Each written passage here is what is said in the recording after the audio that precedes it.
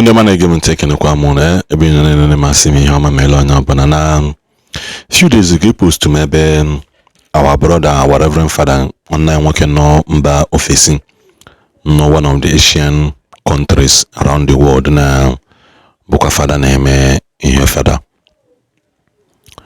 O post about all this ekpele prayer mos nke ame nke ọzọ. Even in his post he addressed a lot of things and we put a special time dekwa about evangelist Ebukubi maka sticker with monitor me by that was the sticker seloku between Okema Father Kelvin Oguna one lady like that. So some of those things, all those things which are in here selokwa ejiwesina ya tukwako tatoro prison emelon cause.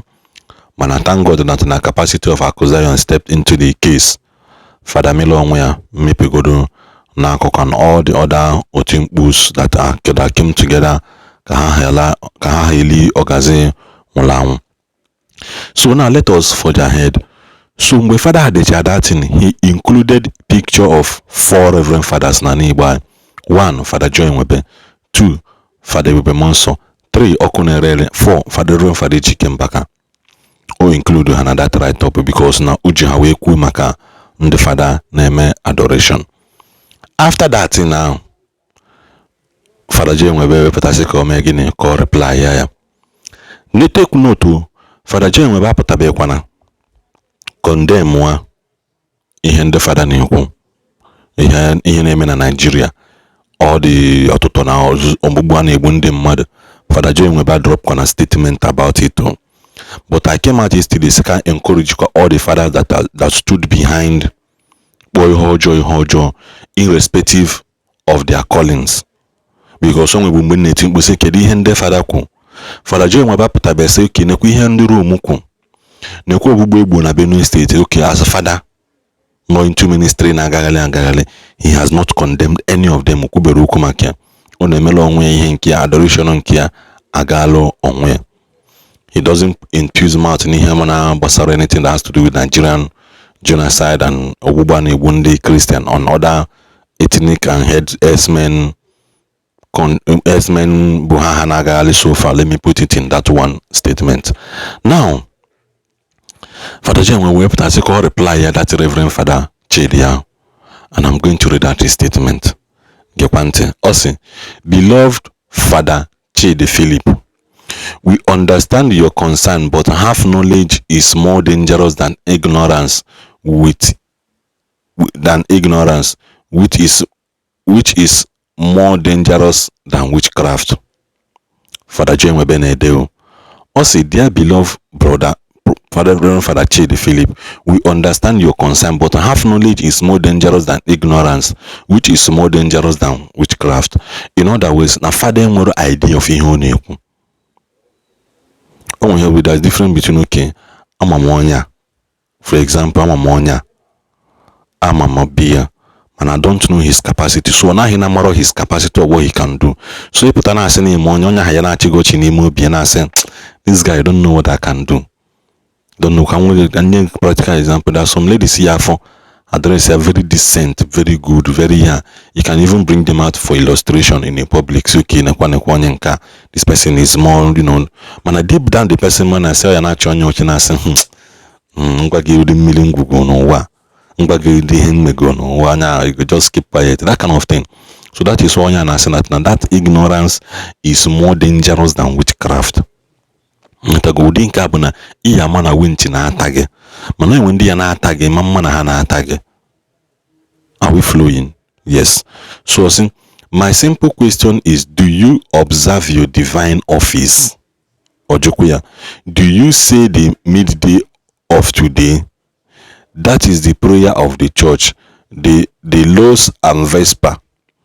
Morning and evening prayers. Father Kona Jew, just like him, the family of Jesus, Job.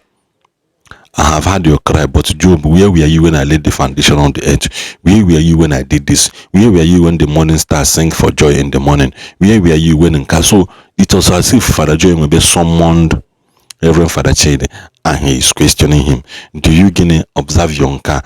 Do you observe your divine office? Nkozo na nkozo. Do you in the church the lutes and vespers, then the morning and evening prayers? Oh, your Julia. I give it to you as an excitement. Pray it with gentle humility and observe the prayer of the church regarding the enemy we fight. We don't convince the enemy as many particular human being, but the forces of darkness. So he's trying to enlighten this Reverend Father. That na ogwa na oburu ogu ime mmo oburu ogu anu aru but ogu n'ime mmo. We battle not against the flesh but principalities and powers. Those things are what David is talking about. Also, there are princes, there are powers, there are rulers of darkness. Those things are again, those things are divine and demonic entities and are, but they are there. We have to educate this Reverend Father. This is a Reverend Father John Nwebe that have not condemned any enemy in Nigeria so far. So you cannot continue enemy ones there, which I'm not against. Then he could go about the things and the society in our society, or does it mean that now those things are basaroge? Because this Reverend Father, one of the people saw a tackle that Reverend Father na Chibenu state and deprive joy on woman he won't be. So then they condemn Olia.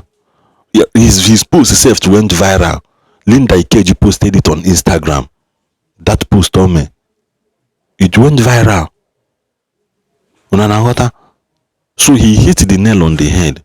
So for Father J will be reply, yeah, Father Anka. So which means he sees everything that happens online.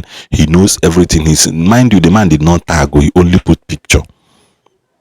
And the two things made you realize here Father J will be reply at this thing is that now he replied it because one picture the day and two picture Reverend Father J came back at the bar.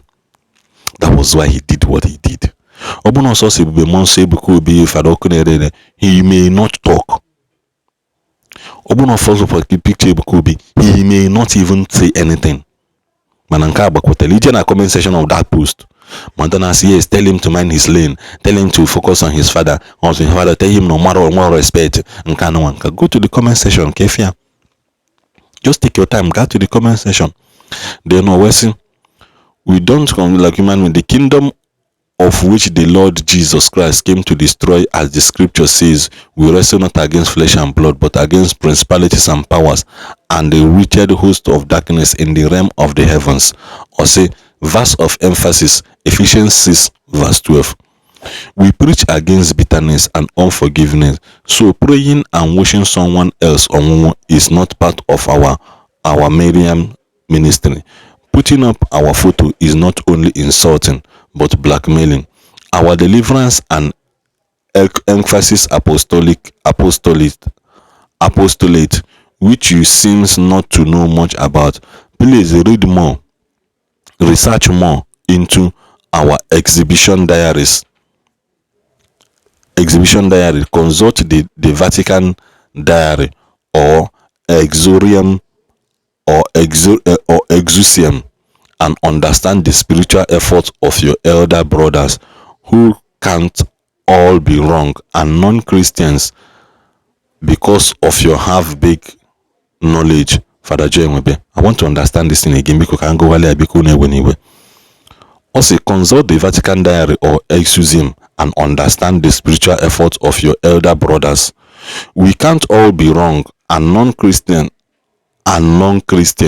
because of your half-baked knowledge. So in other words, the father na non-Christians and father Nikuna had the wrong in their prayer. So we say consult or research come that them being the elder brother in the ministry and all their spiritual effort of them being the elder brother. Also that na gini that na ha man wrong and non-Christians because non-Christian because of the guys Reverend Chidi half-baked knowledge, which means Reverend Chidi will half-baked knowledge. Half-baked knowledge because no heat of his sake. So which means all this all now attack evangelist Ibukobi. He actually knows, to you people, he knows what he's saying. He is half-baked knowledge. At the end of the day, Father Joy, Father Nwebe Joy. Anyway, thank you for watching, and please don't forget to subscribe to our channel and also share our video. Drop your comment in the comment section. So take care of yourself, ladies and gentlemen, and see you guys next time.